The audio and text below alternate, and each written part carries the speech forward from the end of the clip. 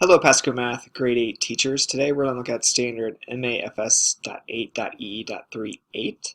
We're going to unpack it, look at some things that the teachers should be doing as well as what the students should be doing, and anticipate some misconceptions of what you can do to address those. So let's go ahead and get started. So the standard itself says analyze and solve pairs of simultaneous linear equations, aka systems.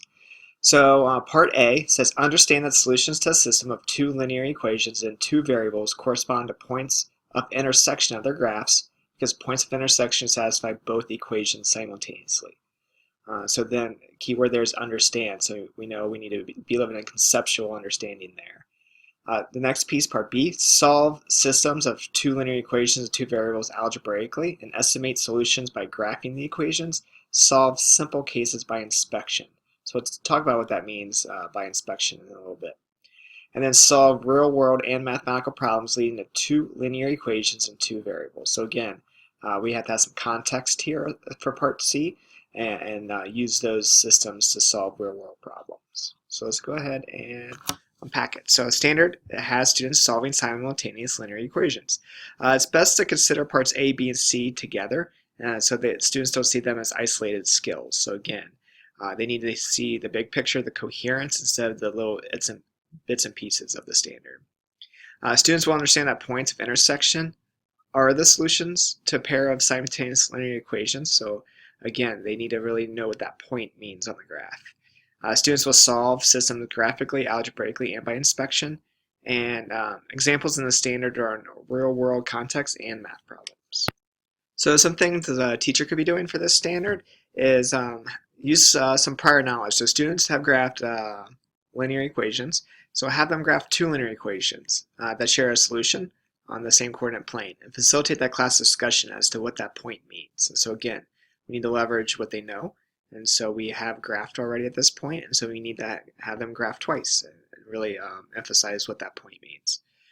Facilitate a discussion about what a graph would look like if there were no solutions or if there were infinite amount of solutions. And so, give them some time to explore and analyze that. Also, provide students with simple cases of simultaneous equations that have no solution and ask them to analyze the equations for solutions. So when it says solve by inspection, this is what it means. So if we have 3x plus 2y equals 5 and 3x plus 2y equals 6, knowing that x and y would have to be distinct values, there's nothing you can plug in for x and y to get 5 and 6. So by inspection, just looking at it, we can determine that there is no solution. Introduce solve a system of equations algebraically. That's where we'll use substitution and elimination. And again, they need to learn those both methods for sure, but then make sure that we mix it up. And so we're not just presenting them problems to solve by substitution and then presenting them problems that are easily solved by elimination. The students need to be able to choose which method makes most sense given the context, given the situation. Present opportunities to solve real-world problems that could be solved by systems, and then encourage students to use a method that makes most sense. Graphing, inspection, algebraically. It's up to the students there. So what the students should be doing? They need to reason that the intersection of two lines on a graph represents the solution. Again, that needs to come from them. So we're going to leverage what they know to have them graph two lines and then really have come from them, like what does that mean? Have them figure out that when you plug in the points, it satisfies both. Explain using clear, precise math language why it's true.